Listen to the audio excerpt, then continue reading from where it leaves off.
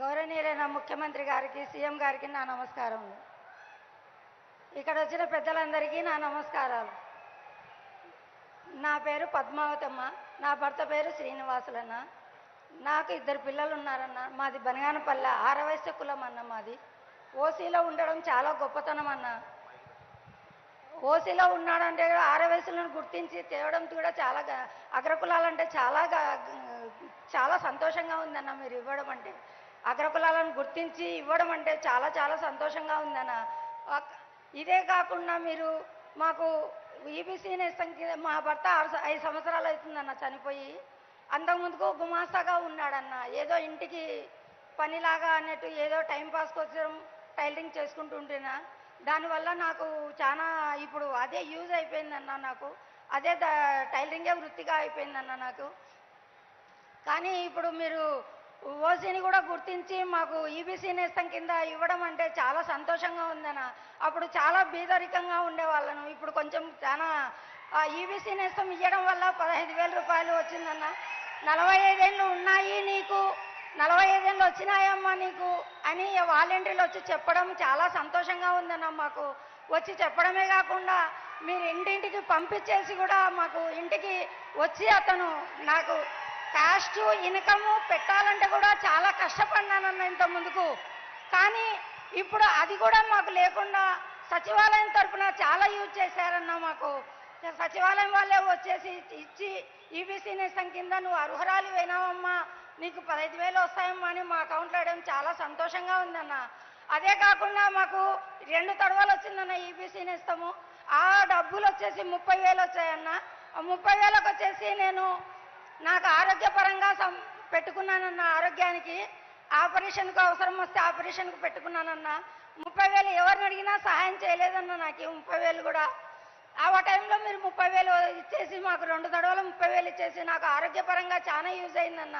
మళ్ళీ అదే కాకుండా చాలా ఇంట్లో ఉండి పేదవాళ్ళు కూడా ఆరవేశులలో అగ్రకులాలలో కూడా పేదవాళ్ళు ఉన్నారని గుర్తించడం చాలా సంతోషంగా ఉందన్న మాకు. ఎందుకంటే వీళ్ళు కూడా బీద వాళ్ళే అని గుర్తించాలి కదన్న మాకు కూడా. కానీ నవరత్నాలలో మీరు చెప్పలేదన్న. ఎక్కడ కూడా మాకు మీ ఆరవేశులకు ఓసీ వాళ్ళకు ఇస్తామని ఎక్కడా చెప్పలేదన్న. కానీ మీరు చెప్పకుండా చేశారంటే చాలా సంతోషంగా ఉందన్న. కానీ మాకు ఇదే కాకుండా జగనన్న తోడు కూడా వచ్చిందన్న. పింఛన్ కూడా నా భర్త చనిపోతున్న ఎలక్షన్లో నెల ఉందనంగా చనిపోయాడన్న. కానీ నాకు పింఛన్ కూడా ఇంటి దగ్గరికే.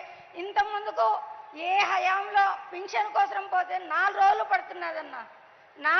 నా తల్లి కోసమే పోయి పింఛన్ వద్దురామ్మా ఇంటికి వస్తాము, ఇంటికి పోదాం రామ్మా అని కూడా పిలుచుకోపోయిన కాలాలు ఉన్నాయన్న. కానీ ఇప్పుడు 1వ తేదీ అయ్యిందా అనే మాకే ఆలోచన వస్తుందన్న.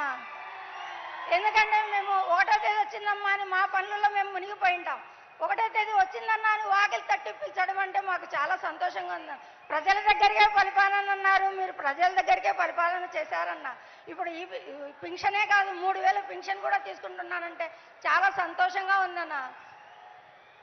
జగనన్న చేదోడు కూడా 3 విడతలు వచ్చిందన్న. 10,000 లాగా అది కూడా ఒక తడవ వేసినారు 10,000. రెండోసారి ఈబీసీ నేస్తం వస్తుందమ్మా నీకు వద్దు అని అంటే కూడా లేదు. విజయవాడ నుంచి ఫోన్ చేయించి అన్నగారు ఫోన్ చేయించి నీకు అర్హురాలు అమ్మా పెట్టుకో అప్లికేషన్ అని కూడా చెప్పారన్న. విజయవాడ నుంచి కూడా ఫోన్ చేసి చెప్పారన్న. మాకు అంత చాలా సంతోషంగా ఉందన్న.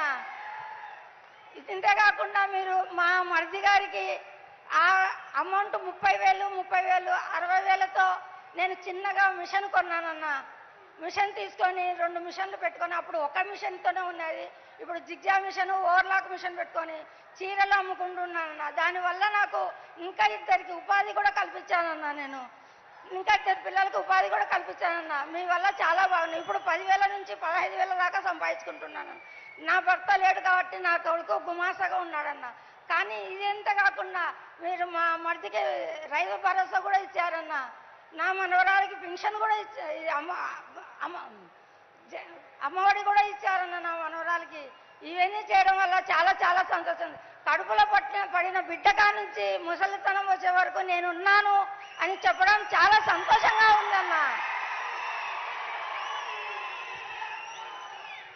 ఆడవయసులకు ఇంకా మీరు చెయ్యాలని కోరుకుంటున్నానన్న. మాకు ఎందుకంటే బీదవాళ్ళని గుర్తించడం ఫస్ట్ టైం మీరు. ఇదే కాకుండా ఇంకా ప్రభుత్వానికి కూడా మళ్ళీ కూడా మీరు వచ్చి మీరే చెయ్యాలని కోరుకుంటూ ఉన్నానన్న. ఈ అవకాశం ఇచ్చిన పెద్దలందరికీ నాకు ధన్యవాదాలు. ధన్యవాదాలు.